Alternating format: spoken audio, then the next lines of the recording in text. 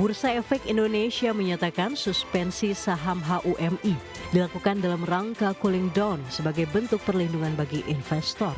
Ya, pada 10-13 Juli 2025, perseroan telah mengalihkan sebagian saham treasury tersebut sebanyak 30 juta saham.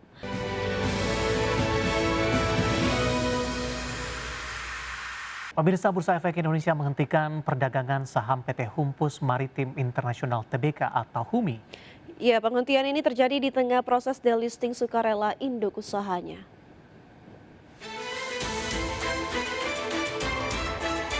Bursa Efek Indonesia menyatakan suspensi saham HUMI dilakukan dalam rangka cooling down sebagai bentuk perlindungan bagi investor.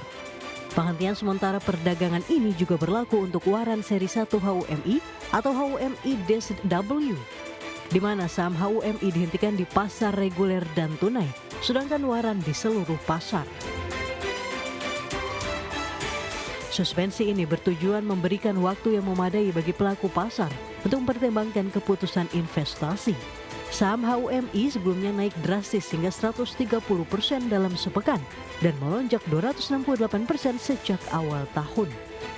Saham emiten pelayaran milik Tommy Soeharto ini menunjukkan kinerja tak biasa di tengah proses delisting HITS selaku induk usaha yang menguasai 76,5% saham HUMI.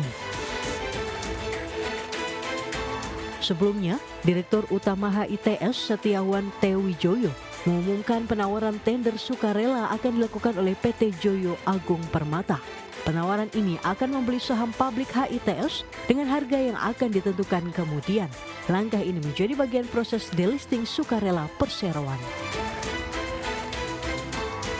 Berbagai sumber, IDX Channel.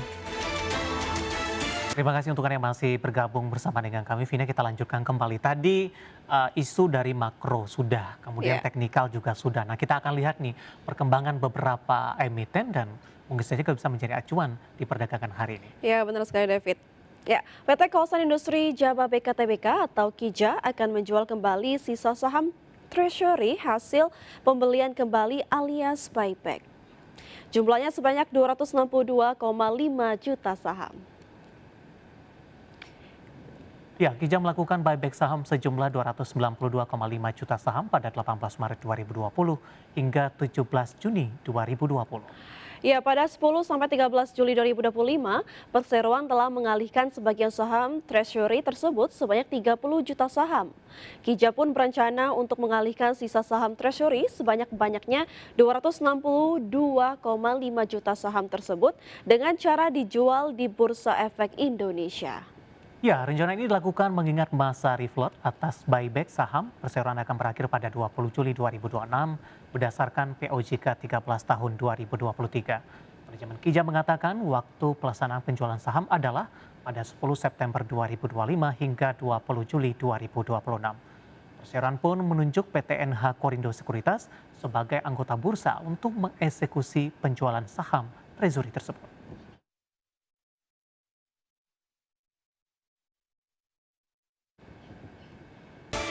Ya, pemirsa, emiten batubara PT Bara Multi Sukses Sarana Tbk membukukan penurunan penjualan dan laba bersih sepanjang semester 1 2025. Berdasarkan laporan keuangan, penjualan perseroan turun 32,35% year on year menjadi 326,38 juta dolar Amerika Serikat sepanjang Januari hingga Juni 2025. Pada saat yang sama, perseroan juga membukukan beban pokok penjualan 220,25 juta dolar, beban penjualan dan distribusi 45,58 juta dolar, dan beban umum dan administrasi 4,45 juta dolar, dan beban operasi lain 655.509 dolar. Alhasil, perseroan mengantongi laba periode perjualan yang dapat didistribusikan kepada pemilik entitas induk sebesar 49,67 juta dolar. Ya, jumlah tersebut merosot 38,18% secara tahunan dari laba bersih senilai 80,35 juta dolar Amerika pada semester pertama di 2024. Adapun pada akhir paruh pertama tahun ini, perseroan mengantongi total aset di 419,45 juta dolar Amerika.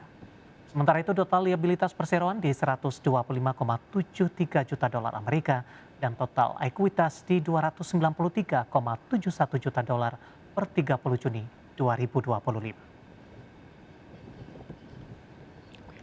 Terima kasih untuk Anda yang masih bergabung bersama dengan kami dan masih di Market Buzz pemirsa. Sebelum kita review perdagangan di perdagangan kemarin dan proyeksi untuk perdagangan hari ini, kami punya beberapa informasi yang berhasil dihimpun oleh tim redaksi kami. Di mana pemirsa, indeks harga saham gabungan atau IHSG ditutup menguat terbatas di perdagangan Kamis usai menembus level intraday tertinggi di sepanjang masa. Penguatan indeks harga saham gabungan ditopang saham konglomerasi DCI dan DSSA yang kompak menguat dan menembus level new all-time high. Indeks harga saham gabungan atau IHSG tutup menguat 0,20% di level 7.952,88 di akhir perdagangan Kamis. Capaian di akhir perdagangan Kamis merupakan rekor penutupan tertinggi sepanjang masa, mengalahkan rekor sebelumnya dicatatkan di perdagangan Rabu pekan lalu. Sementara itu IHSG juga berhasil mencatat rekor intraday tertinggi sepanjang masa di 8.022,76. Indeks sektoral dengan kenaikan terbesar sektor perindustrian melesat 2,58%, sektor teknologi naik 1,86%, dan sektor barang konsumen siklikal menguat 1,57%. Sedangkan satu indeks sektoral tergelincir ke zona merah, sektor infrastruktur turun 0,79%. Mengutip Definitif, dua saham termahal menjadi penggerak utama IHSG. Emiten konglomerat Toto Sugiri, saham PT DCI Indonesia Tbk atau DCII menjadi penggerak utama IHSG dengan ditutup menguat 6,57% ke level Rp342.900 per saham, menyumbang 22,78 indeks poin. Secara intraday, DCII sempat menembus level intraday tertinggi di level Rp362.000 per saham. Lalu emiten tambang Sinarmas saham PT Dian Swastatika Sentosa Tbk atau DSSA ditutup naik 2,26% ke level Rp97.150 per saham dan menyumbang 8,24 indeks poin. Secara intraday, saham DSSA sempat menembus level tertinggi sepanjang masa di level Rp100.000 per saham. Selain itu, saham PT Astra International Tbk atau ASII ditutup menguat 1,36% di level Rp5.575 per saham dan menyumbang 3,33 indeks poin ke IHSG. Pelaku pasar kini menanti rilis data Personal Consumption Expenditures Price Index Amerika Jumat waktu setempat. Data ini merupakan indikator inflasi favorit The Fed.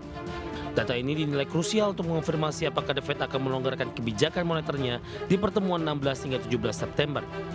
Survei Reuters memperkirakan indeks harga PCE naik 2,6% secara tahunan di Juli, sejalan dengan angka bulan sebelumnya. Terkait proyeksi ini berdasarkan Fed Watch Tool CME Group, pasar memperkirakan peluang lebih dari 88% The Fed akan menurunkan suku bunga sebesar 25 basis poin bulan depan. Dari berbagai sumber untuk ADX Channel.